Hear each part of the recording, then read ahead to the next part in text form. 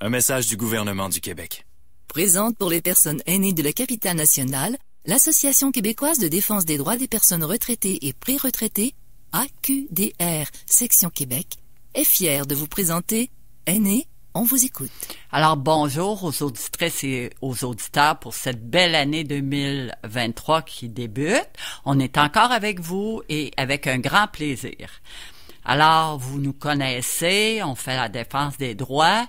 J'ai quelques personnes qui vont vous parler aujourd'hui des enjeux des aînés. Mais avant de vous parler de ce sujet fort intéressant, je voudrais vous inviter. On a un café rencontre, la QDR Québec, demain, jeudi le 12, de 9h30 à 11h. Nous sommes situés au 4600 boulevard Henri Bourassa, bureau 120, et vous allez pouvoir parler qu'est-ce que vous vivez. Vous allez être reçus par des gens qui sont intervenants sociaux, qui vont vous écouter.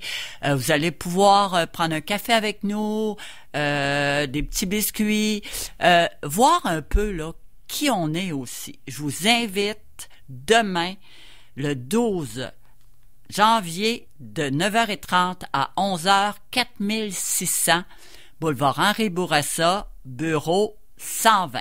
Vous n'avez pas besoin d'appeler. Vous avez le goût de venir. On va vous trouver de la place. Autre chose, autre annonce.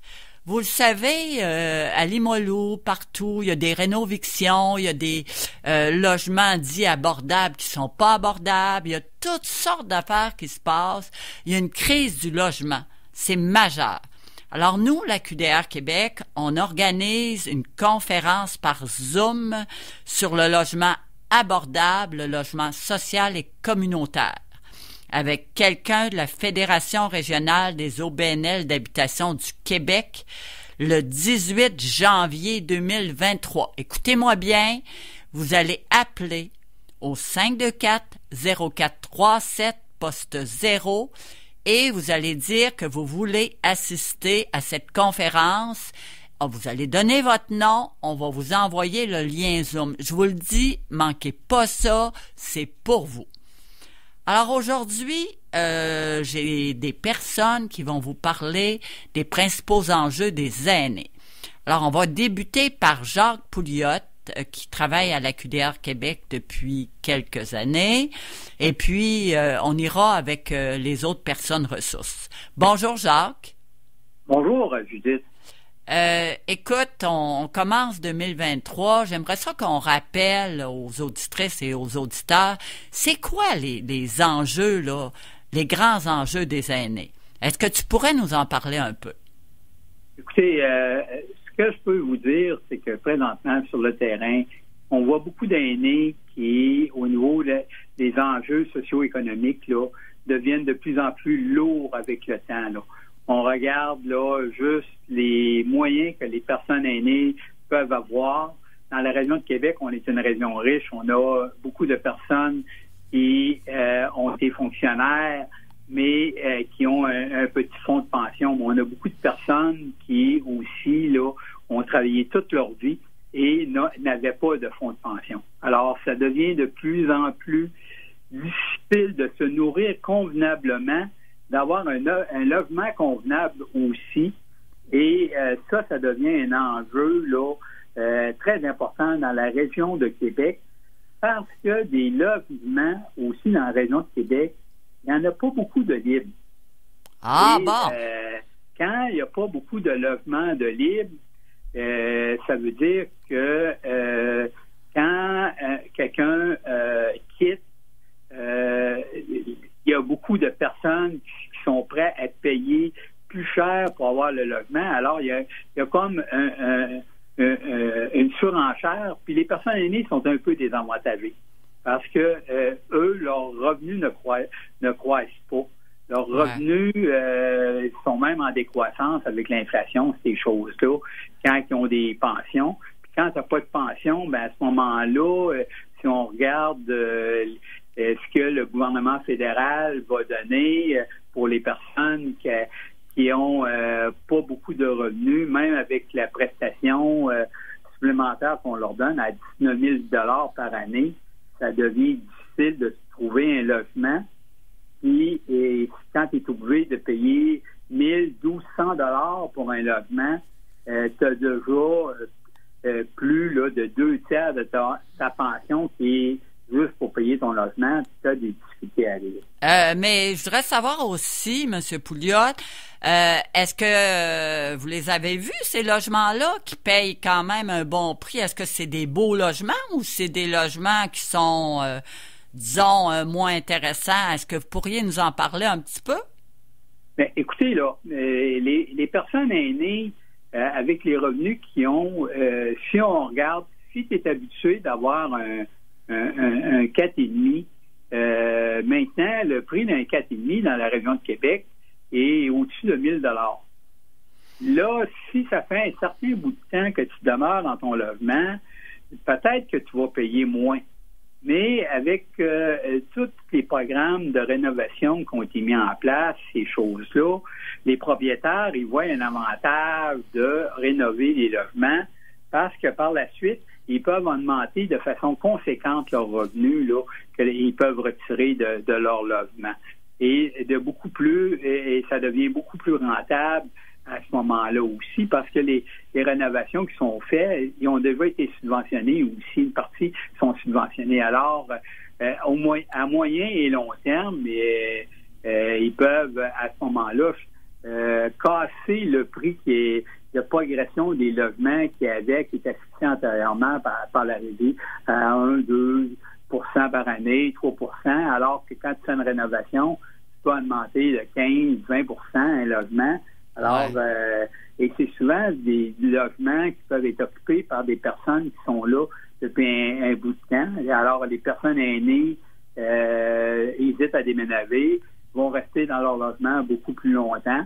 Et ça a des conséquences. Quand, tantôt, vous parliez de rénovation, c'est des logements que les propriétaires vont rénover. Alors, la personne aînée, quand elle a 70, 75, 80 ans, on te dit qu'on va rénover ton logement, faut que tu quittes. Ces personnes-là, déménager, c'est toute une aventure pour eux autres. Ouais, je le sais. C'est une lourdeur, là. Je le sais, mais quand même, est-ce qu'il arrive à retrouver quelque chose? J'aimerais ça que quelqu'un là, qui va les rencontrer souvent nous parle de ça. Est-ce qu'il arrive à se trouver d'autres choses? Ils sont toujours bien pas dans la rue, là, parce que là, ça n'a pas de bon sens. J'aimerais ça voir ça, là. Qu'est-ce qu'ils font, là, si ils peuvent plus? Où est-ce qu'ils en retrouvent? On dit qu'on a une crise du logement. Ils vont où, là? C'est quand même pas... ils sont pas pour être dehors. Ces personnes-là, ordinairement, vont se retrouver des choses. Ils vont payer des montants qui vont être beaucoup plus élevés que ce qu'ils payaient avant. Et comme le revenu ne croît pas, ces personnes-là vont faire... et vont investir l'argent pour le logement, mais c'est de l'argent qu'ils n'ont pas pour s'habiller. C'est de l'argent qu'ils n'ont pas pour se nourrir. C'est de l'argent qu'ils n'ont pas pour sortir de la maison. Mine de rien, aller faire des activités ou ces choses-là, tu vas y aller, c'est un peu d'argent. Alors, ces personnes-là, c'est une façon de aussi là d'isoler. En disant, écoute, là, si là-dedans, mon loyer, tout mon argent passe pour le loyer. Vous savez, il y a des normes qui disent qu'ordinairement, le loyer d'une personne, pour que ça soit abordable, devrait être d'un entour de 25 à 30% du montant que tu reçois. Quand tu reçois 1 500 $ ou 1 700 $ de pension dans un mois, déjà, tu en payes 1 000 ou 1 200 pour pouvoir te loger avec le prix actuel. Quand tu as 500-600 $ pour te nourrir, non, ça marche plus. Ça va pas bien. Quand on parle aussi, ces personnes-là, on peut dire on va faire affaire avec des OMHQ ou quelque chose de genre pour obtenir un logement subventionné. Obtenir un logement subventionné, c'est pas évident. Ça prend un certain temps pour pouvoir l'obtenir. Deuxième des choses, la personne, souvent, elle a acquis des biens toute sa vie. Elle va vivre dans un 4,5. Si elle est seule, ou en couple, on va y offrir un 2,5, un 3,5, elle est obligée de se départir aussi d'une partie de ses biens, de ses souvenirs, pour aller vivre dans un logement abordable aussi. Il y a toutes sortes d'enjeux qui viennent avec tout ça. Mais je peux comprendre facilement là, que c'est quand même très difficile. Mais là, je vais revenir sur une question que vous avez posée. Mais est-ce qu'il y en a qui en trouvent? Est-ce qu'on retrouve de ces aînés-là à l'Aube-Rivière, à certains endroits? Parce que là, des fois, ils peuvent ne plus en trouver. Est-ce que vous qui connaissez ça ou d'autres personnes en ont vu des aînés qui deviennent errants ou... tu sais, parce que c'est bien beau dire se replacer, mais il y a des fois, ça marche pas. Et moi, selon ce que mes intervenants au niveau des travailleurs de milieu, ITMAV, rapportent, on en voit quelques-uns. On n'en voit pas beaucoup parce que souvent, lorsque tu es rendu à l'Aube-Rivière, ces choses-là, c'est des personnes qui sont aussi totalement isolées et déconnectées. Alors, c'est pas eux qui vont nécessairement nous appeler, mais quand les travailleurs de milieu vont faire du repérage dans les quartiers ou ces choses-là, où on se rendre à l'Armée du Salut ou à l'Aube-Rivière, ces institutions-là qui reçoivent les itinérants, ces choses-là, vont vous dire que le pourcentage des personnes aînées a augmenté avec les dernières années. Là, on les retrouve de plus en plus. Quand on fait le tour de ces organismes-là, ils vont vous dire, là, aussi, on a développé dans la région de Québec de nouvelles places dernièrement et c'est encore saturé. On n'a pas pu développer assez de nouvelles places pour recevoir toutes les personnes. C'est pour ça qu'à l'heure actuelle, présentement, là, aujourd'hui, on est à moins 19. Je suis certain que les organismes civiques de la ville, ces choses-là, sont en train aujourd'hui de plancher à quelle place qu'on va coucher des personnes ce soir là, pour pouvoir répondre aux besoins de coucher tout le monde. Là. Parce que moi, j'ai été surprise, M. Pouliot, les quelques... ça fait un mois ou quelque chose, je me promène beaucoup, j'aime ça. Je me promenais sur la première avenue, puis c'était la première fois, j'ai été arrêtée 2-3 fois par des aînés qui me demandaient de l'argent. Je te dis, c'était un gros constat pour moi. Je me suis dit, habituellement, tu vois ça en Basse-Ville, puis tout ça, mais j'étais vraiment étonnée par 2 fois. Puis là, je me promène pas, là, ça donne pas, mais je vais me repromener. J'avais jamais vu ça. Et c'était des personnes âgées, là, c'était visible, puis ils avaient pas l'air d'avoir grand-chose. Écoutez, là, quand on fait le tour des organismes d'aide au niveau de la nourriture, entre autres, vous allez dans les banques alimentaires, les intervenants rapportent que présentement, aussi, on voit là, de plus en plus de personnes aînées qui vont aller là, dans les banques alimentaires. Là, présentement, il y a beaucoup d'interventions qui se font. Je regarde les travailleurs de milieu là, présentement. Nous, la QDR, on couvre la Haute-Ville, Cap-Blanc, aller jusqu'à Saint-Sacrement. On couvre aussi Sillery, Sainte-Foy, Cap-Rouge. Et de plus en plus, les intervenants réussissent à amener les personnes aînées à exprimer leurs besoins, de dire il n'y a rien de gênant à aller à une banque alimentaire, aller chercher là, un petit peu à manger. Mais ces aînés-là restaient avant. Lorsqu'on les rejoint pas, souvent un aîné isolé, si elle a un logement, elle va se nourrir là, de peu. Mais c'est pour ça que c'est important d'identifier les aînés qui sont vulnérables, qui vivent seuls, ces choses-là, voir s'ils sont capables là, de joindre les deux bouts. Et quand on rencontre là, beaucoup d'aînés, on se rend compte qu'une bonne partie de ces aînés-là sont pas riches. Là. Ah non. Est-ce que vous saviez qu'il y a eu une étude de l'Observatoire sur les inégalités avec la QDR nationale récente qui démontre qu'il y a 49,8% des aînés qui sont pauvres? Et c'est un gros nombre, et ce nombre-là arrête pas de croître là, au niveau des aînés. On oublie là, que, encore une fois, les personnes de la région de Québec, c'est une ville de fonctionnaires. On pense que la majorité des personnes ont des pensions, des rentes, en plus des petites prestations qu'ils peuvent recevoir. C'est pas vrai, ça.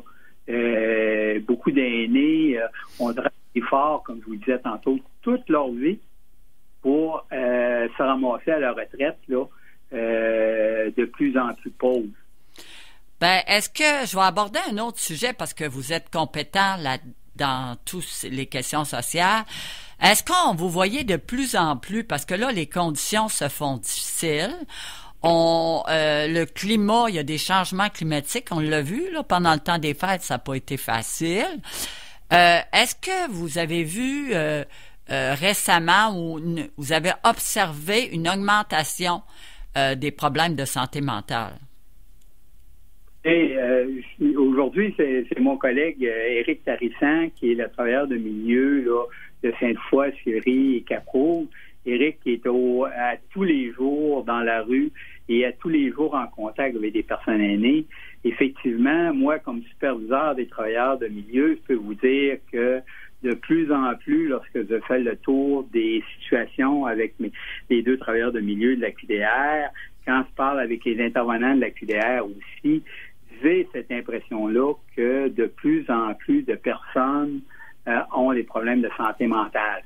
Il faut faire attention, les problèmes de santé mentale, maintenant, on est beaucoup plus ouvert quand on définit problème de santé mentale. Des aînés qui vivent de l'anxiété, c'est un problème de santé mentale. Un aîné qui a plus le goût de vivre a un problème peut avoir des symptômes de dépression. C'est des problèmes de santé mentale. Et quand tu n'as pas d'argent pour te nourrir ou tout ton argent passe sur ton loyer, ça occasionne des problèmes de santé mentale. Je sais. Ils vivent des situations inacceptables et très difficiles parce que rendu à un certain âge, je deviens plus fragile. Vous avez parfaitement raison, mais là, je vais aller plus loin avec vous. Mais il n'y a pas beaucoup de services, ça, d'aide pour les gens qui ont des difficultés momentanées ou temporaires ou peut-être plus permanentes au niveau de la santé mentale. On en parle partout qu'il n'y a pas de service. Écoutez, il y a des services. La difficulté qu'on a, c'est d'avoir un service accessible rapidement. Il peut y avoir des services, mais quand tu es obligé d'attendre 6 mois, 1 an, un type de service, mon collègue Éric pourra vous parler, entre autres, dans son secteur, il y a beaucoup de demandes présentement pour aider les aînés à demeurer à domicile, à obtenir de l'aide là, à domicile là, pour l'entretien, le ménage, aider à certaines petites affaires. Et Éric pourra vous dire là, qu'est-ce que ça donne, ces résultats de recherche là, la semaine passée. Vas-y, Éric. Effectivement, ce qui se produit, c'est que à cause de la pandémie, il y a beaucoup de travailleurs qui ont pris leur retraite. Il y en a beaucoup aussi parce qu'on a été confinés. Ils ne sont pas retournés au travail. Puis toutes les personnes aussi qui faisaient du bénévolat, ça a fondu comme neige au soleil. Parce que quand il y a beaucoup de ressources qui n'offrent plus les services qu'ils offraient, ou s'ils les offrent encore, ça a créé vraiment des grosses listes d'attente. Mon Dieu! Un peu de travailleurs pour faire ces services-là. Et ce qui se produit, c'est ce qui arrive, c'est que les personnes âgées qui m'appellent pour avoir ces services-là, se retrouvent avec des listes d'attente d'1 an pour avoir une personne qui va faire le ménage chez elles. Mais ça n'a pas de sens. Non, ça n'a pas de sens, surtout qu'elles sont plus capables depuis longtemps de faire le ménage parce qu'elles ont perdu beaucoup de leur mobilité. Là, on se retrouve avec des situations dramatiques. Puis, ce qui arrive, c'est que je peux pas offrir le service d'entretien ménager au privé parce que c'est pas toutes les personnes qui ont les moyens, justement, de payer quelqu'un parce que ça revient au-dessus de 100 $ parce que la plupart des entreprises ne voudront pas se déplacer pour faire un petit ménage en bas de 3 heures. Ah, OK, je comprends. Là, ça revient cher, là, pour nettoyer un petit 1 ou un 2,5, rester là 3 heures, puis c'est pas toutes les personnes, comme je disais, qui ont les moyens de payer ça, que c'est pas tout le monde qui peut s'offrir ce service-là pour ceux qui veulent pas attendre 1 an, puis 1 an, c'est démesuré, là, il y a vraiment un manque là. Puis c'est pas l'entretien ménager, mais on le voit aussi dans toutes les ressources, il y a eu des listes d'attente qui se sont créées partout. Il il y a des personnes, par exemple, qui se retrouvent avec des besoins d'avoir un travailleur social ou un ergothérapeute, qui même en état d'urgence, doivent attendre 2, 3 puis 4 mois. C'est insensé. Mais pendant ce temps-là, ils font quoi? Ils endurent leur mal, puis ils sont malheureux? À ce moment-là, ils appellent des lignes d'écoute, des centres de crise, puis ils font ce qu'ils peuvent pour essayer d'attendre qu'ils soient servis. Mais je vais vous poser une question, M. Tarissan, parce que c'est intéressant ce que vous dites aussi beaucoup, les deux. Est-ce que vous avez vu des initiatives dans des quartiers, des gens qui se sont regroupés pour en aider d'autres? Y en a-t-il des petits? Est-ce que des fois, il y a des coopérations? L'avez-vous déjà vu, ça? J'ai vu au Cap-Bourgeois une coopérative qui s'est formée qui s'appelle l'Espace Famille. OK. Mais eux autres se sont beaucoup concentrés, en fait, sur les migrants qui arrivent d'autres pays, parce qu'eux autres, c'est plus général, c'est pas juste les personnes aînées, mais c'est vraiment de tout âge, là. Et ils se sont beaucoup concentrés là-dessus. Parce qu'il ne faut pas oublier, à propos des personnes aînées, que, comment je dirais bien ça, vous savez, toute notre vie, on travaille, tout va bien, puis à un moment donné, on se retrouve âgé, puis notre entourage diminue, parce qu'en vieillissant, il y en a qui décèdent, il y en a qui on perd les contacts, puis de fil en aiguille, on se retrouve de plus en plus isolé. Mais c'est pas ça le problème. C'est qu'à un moment donné, on se retrouve avec des difficultés, on perd la mémoire, on perd l'audition, on perd la vision, on perd la mobilité, puis on connaît pas les ressources qui peuvent nous aider. C'est là qu'on se retrouve mal pris. Et ce qui arrive, c'est que ces personnes-là qui sont prises chez elles, on les voit pas dans la rue. T'as raison à 100%. C'est ça le défi, de retrouver ces personnes-là. Puis c'est là que le bouche-à-oreille devient important, parce que sûrement que des personnes les connaissent. C'est là toute la difficulté de les rejoindre, parce que c'est elles qui ont vraiment des besoins. Mais moi, je pensais qu'il existait, ou il aurait pu exister, parce que là, on projette, hein, on pourra faire un projet aussi, mais pourquoi que dans un quartier, il n'y aurait pas une identification des gens qui ont de la difficulté, puis qu'il y en a d'autres qui sont plus jeunes ou plus intéressés qui pourraient leur aider? Ça ferait, tu sais, dans un même milieu, ça pourrait être intéressant, parce que là, autrement, comme tu dis, on les voit pas, là, ceux-là qui sortent pas de leur rue, de leur maison, puis tout, puis qui sont mal pris. Mais pourquoi qu'il y aurait pas des initiatives de proximité? Pensez-vous que ça pourrait être intéressant? Il y en a quelques-unes, initiatives de proximité. Là, présentement, il y a certaines places qu'on offre des programmes de sentinelles. Les sentinelles, c'est un peu tout le monde qui deviennent les yeux et les oreilles dans un quartier quand ils vont identifier quelqu'un qui semble avoir un problème ou une difficulté. Ils vont rapporter ça à un organisme et cet organisme-là va, à ce moment-là, aller au-devant de la personne pour aller vérifier, avez-vous besoin de support, d'aide. Mais c'est encore quelque chose qui n'est pas fait de façon constante. C'est quelque chose qui repose aussi sur le bon vouloir des gens. C'est des bénévoles qui vont faire ça. Si tu as beaucoup de bénévoles, tu as beaucoup de yeux et d'oreilles dans un quartier. S'il n'y en a pas beaucoup, c'est la même affaire. Je regarde le CIUS de la capitale nationale a mis en place l'année passée un service de sentinelle pour la santé mentale aussi qui devrait avoir des personnes qui deviennent les yeux et les oreilles pour voir s'il n'y a pas des personnes qui n'aura pas des symptômes de santé mentale, puis qu'à ce moment-là, on puisse rapidement les identifier et leur offrir les services dont ils peuvent avoir besoin. Mais encore là, ça c'est pas quelque chose qui a été structuré, c'est pas quelque chose qui est financé de façon récurrente, c'est pas quelque chose qui est organisé et actualisé là en fonction là de OK, tel secteur, ça nous prendra tant de personnes parce qu'on a tant de distance à couvrir. C'est un peu là à la bonne volonté des gens. OK, je comprends. Parce que moi, vous parlez, là, puis ça me fait réfléchir. Je me dis, il y a des programmes MADA, Municipalité Amis des aînés, qui sont financés par les municipalités. Ils pourraient peut-être penser à ces questions-là, parce que je suis certaine, moi, que ça se bâtirait des genres de services de proximité pour en aider d'autres, parce que ça va pas bien, là, vous le dites vous-même, là. Ça marche pas du tout, puis surtout, moi, ma grande inquiétude, c'est qu'il y en a qui sont vraiment pires que pires, mais on les voit jamais.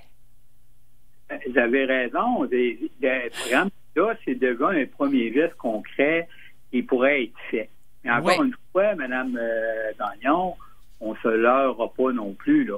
Les programmes MADA, il y en a quelques-uns par année dans la municipalité et ça prend, ça suivra pas la courbe de progression des personnes aînées, là, et ça suivra pas non plus, là, présentement, chose qu'on regarde, si vous sortez présentement, vous allez dans des magasins, on voit de plus en plus d'aînés qui vont travailler là. Oui. On glorifie les personnes de 75 ans, 77 ans qui travaillent dans McDonald's. On a vu ça dans les journaux dans les 3 derniers mois. Et effectivement, faut dire que c'est quelque chose que là, maintenant, on donne une certaine place, mais on faut penser aussi que cette personne-là qui retourne au travail à 70, 75 ans, des fois, elle retourne pas parce qu'elle s'ennuie. Ouais, je comprends. Elle parce que là, elle est plus capable d'arriver à nulle part, puis elle est assez autonome, puis elle a encore son pouvoir d'agir pas très atteint pour dire, ben moi, tant qu'elle va être capable, je vais souvenir moi-même de mes besoins, là. Mais l'idée qu'on avait antérieurement de la famille qui prend soin de ses... c'est fini, ça. C'est fini, là. C'est fini, je le sais. Monsieur Pouliot, je vais devoir vous laisser, mais ce qui m'amène à vous dire que, Monsieur Tersan aussi, on va refaire une autre émission là-dessus parce qu'il y a trop de choses à dire. Fait que je vous remercie beaucoup, ça a été fort intéressant. Puis à la prochaine. Merci à vous. Bonjour. Bonjour. Alors, vous voyez qu'à la QDR, on travaille fort pour aider les aînés. Vous en avez un petit exemple. Alors, bonne journée. L'Association québécoise de défense des droits des personnes retraitées et pré-retraitées, AQDR, section Québec, est fière de vous avoir présenté Aînés, on vous écoute. Pour connaître tous les services offerts, visitez le aqdr-québec.org ou encore téléphonez au 418-524-0437, poste 0.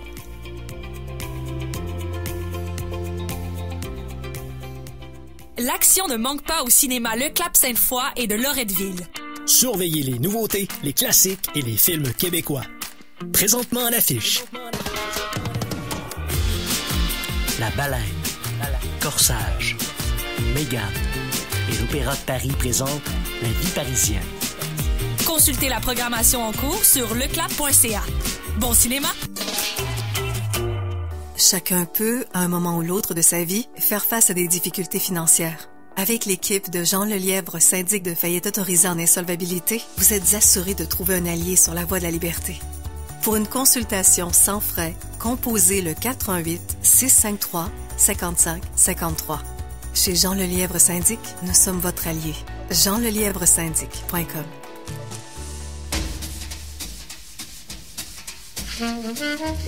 Vous ressentez des choses tout en ayant le souvenir de la première émotion que vous avez eue. Le 17 février, venez célébrer 50 ans de CKRL avec nous. Il y a les souvenirs qui peuvent habiter, mais il y a un pouvoir et une limite de ces souvenirs-là. À l'hôtel Château-Laurier, nous vous invitons à un happening festif à l'esprit de retrouvailles, ouvert à tous les anciens de la radio, bénévoles ou employés, et à notre fidèle auditoire. OK, on va apprendre à parler québécois, là. Bon. Alors, le premier mot qu'on apprend, c'est caresse. Caresse qui veut dire? Invitation. Comme dans la phrase. Dis à ta main caresse à souper. Les billets à tarifs modulables sont disponibles sur lepointdevente.com. Tous les détails sur le site de CKRL. Nous sommes, pour les êtres humains, donc souvent beaucoup en représentation, comme au théâtre.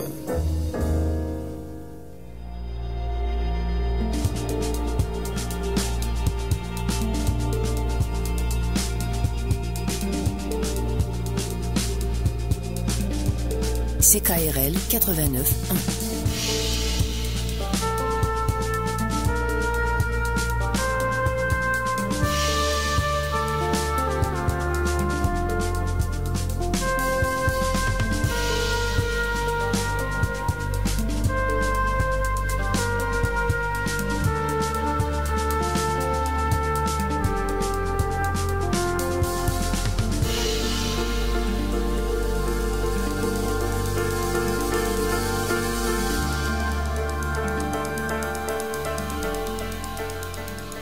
Midi Jazz.